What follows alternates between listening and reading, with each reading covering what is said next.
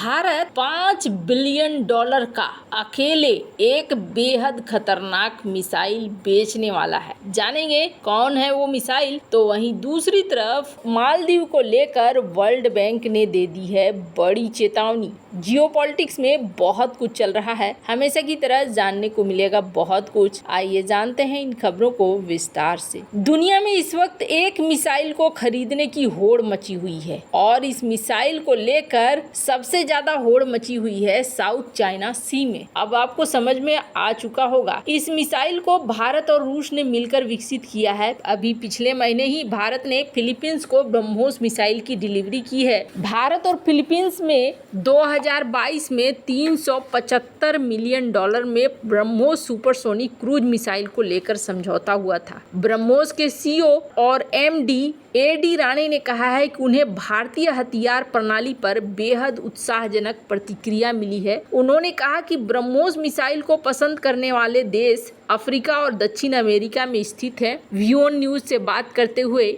AD Rane ने कहा कि दिसंबर 2021 में ब्रह्मोस का हिस्सा बनने के बाद से हमारा मुख्य उद्देश्य सशस्त्र बलों की आवश्यकताओं को पूरा करना, ब्रह्मोस मिसाइल सिस्टम के निर्यात क्षमताओं का पता लगाना, उत्पादन बढ़ाने के लिए स्वदेशीकरण प्रयासों में तेजी लाने पर केंद्रित रहा है। उन्होंने कहा कि नए दृष्टिकोण और नई रणनीतियों को अपनाकर 2.5 वर्षों की छोटी अवधि के भीतर हम फिलीपीन सशस्त्र बलों के साथ $375 मिलियन अमेरिकी के अपने पहले मेगा निर्यात रक्षा ऑर्डर, भारतीय नौसेना के लिए मोबाइल तटीय बैटरियों के लिए एक ऑर्डर और भारतीय नौसेना से 20,000 करोड़ रुपए के सबसे बड़े कॉन्ट्रैक्ट में से एक को प्राप्त करने में सफल रहे हैं। ब्रह्मोस एरोस्पेस के सीईओ और एमडी ने कहा कि हम हथियारों के व्यापार में अपनी उपस्थिति को बढ़ाने और शक्तिशाली देशों के साथ कंपटीशन करने के लिए लगन से काम कर रहे हैं। ब्रह्मोस एरोस्पेस को भारतीय नौसेना ने अपना पहला उत्पादन ऑर्डर 2005 में दिया था। कार्यकाल के 2.5 साल के भीतर हम 34,000 करोड़ रुपए के प्रोडक्शन ऑर्डर प्राप्त करने में सक्षम हुए हैं, जिसमें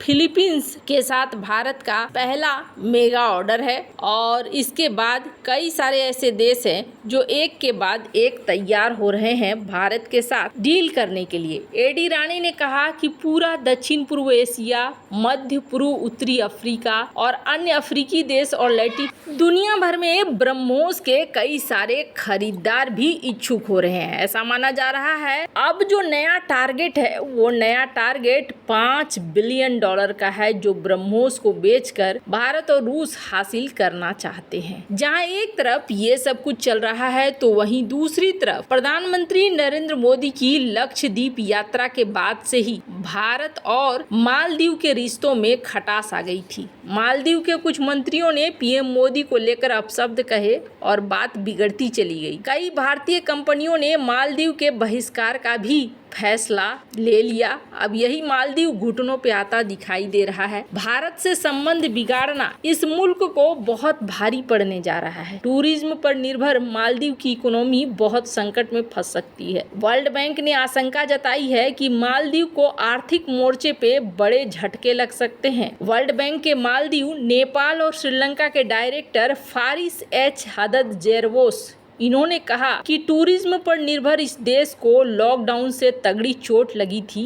अब ये कर्ज और फाइनेंसिंग सेक्टर में फंस सकता है। मालदीव दशकों से अपनी क्षमता से ज्यादा खर्च कर रहा है। मालदीव को फिलहाल $51.2 करोड़ और 2026 में $1.07 अरब सालाना कर्ज की जरूरत पड़ेगी। मालदीव के वित्त मंत्रालय ने हाल ही में कहा था कि उसका कर्ज जीडीपी का लगभग % है। उनका कर्ज $8.2 अरब हो चुका है। वर्ल्ड बैंक के डायरेक्टर ने सोशल मीडिया प्लेटफॉर्म एक्स पर लिखा कि मालदीव में सब्सिडी और सरकार के खर्च लगातार बढ़ते ही जा रहे हैं। इसके कारण राजकोषीय घाटा बढ़ता ही जा रहा है। इस देश को बड़े बड़े आर्थिक झटके लग सकते हैं। उन्होंने कहा कि मालदीव में आर्थिक सुधार जल्द से लागू होना चाहिए। मालदीव का टूरिज्म भी घट रहा है, इसके कारण वित्तीय मोर्चे पर भी परेशानी हो रही है। इससे पहले 8 मई को वर्ल्ड बैंक की ओर से एक रिपोर्ट जारी की गई थी और इसमें कहा गया था कि देश के पर्यटन और अन्य प्रमुख उद्योगों में मंदी आ रही है। इससे मालदीव के जीडीपी को झटका लग रहा है। मालदीव की इकोनॉमी के इस साल 4.7% की रफ्तार से आगे बढ़ने की आशंका जताई जा रही है, लेकिन कहा जा रहा है कि जिस तरीके से चीजें चल रही है वैसे में ये और भी ज्यादा घट सकता है। स्क्रीन पर आप सुन सकते हैं इनके वीडियो को जो ये कह रहे हैं।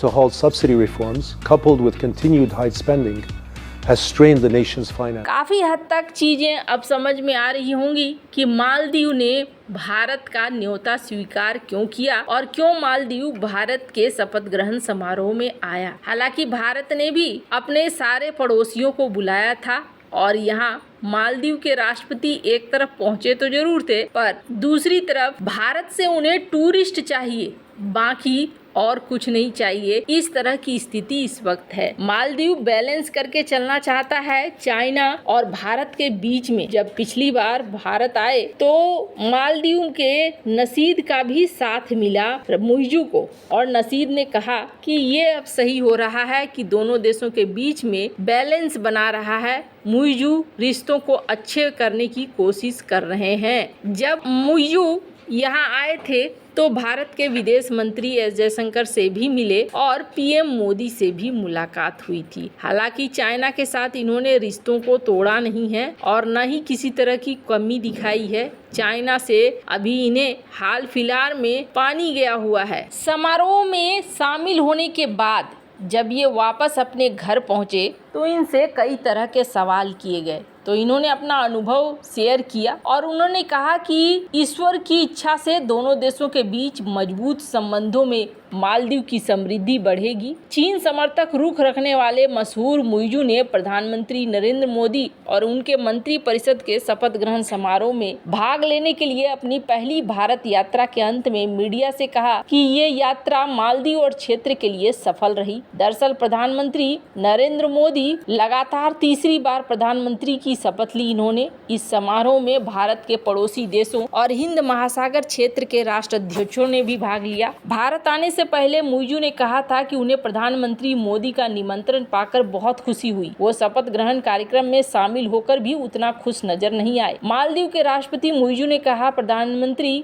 मैं और विदेश मंत्री के साथ उच्च स्तरीय बैठकें कर सका, इसके लिए मैं आभारी हूँ और मुझे विश्वास है कि मजबूत द्विपक्षीय संबंध भविष्य में मालदीव के लिए आकांक्षाओं को और बढ़ाएंगे। भारत की यात्रा के दौरान मालदीव के राष्ट्रपति डॉक्टर मुइज़ू ने भारत के राष्ट्रपति महामहिम द्रौपदी मुर्मू के द्वारा दिए गए भोज में भाग लिया। दोनों राष्ट्रपतियों के बीच एक बैठक भी हुई जिसमें उन्होंने मालदीव और भारत के बीच द्विपक्षीय सहयोग को मजबूत करने की चर्चा की। इसमें कहा गया कि बैठक के दौरान राष्ट्रपति मुर्मू ने नई सरकार और मालदीव के लोगों को शुभकामनाएं भी दी। अब ये वजह है कि आर्थिक तौर पर मालदीव को समझ में आया है कि भारत की जरूरत बहुत ज्यादा है और यही कारण है कि यहाँ पर देखने को मिल रहा है कि मालदीव झुकता हुआ नजर आ रहा है। वैसे आपको क्या लगता है, इन सब मामले में आपकी क्या राय है, कमेंट कर जरूर बताएं। जल्द मिलते हैं अगली वीडियो में नई खबर के साथ।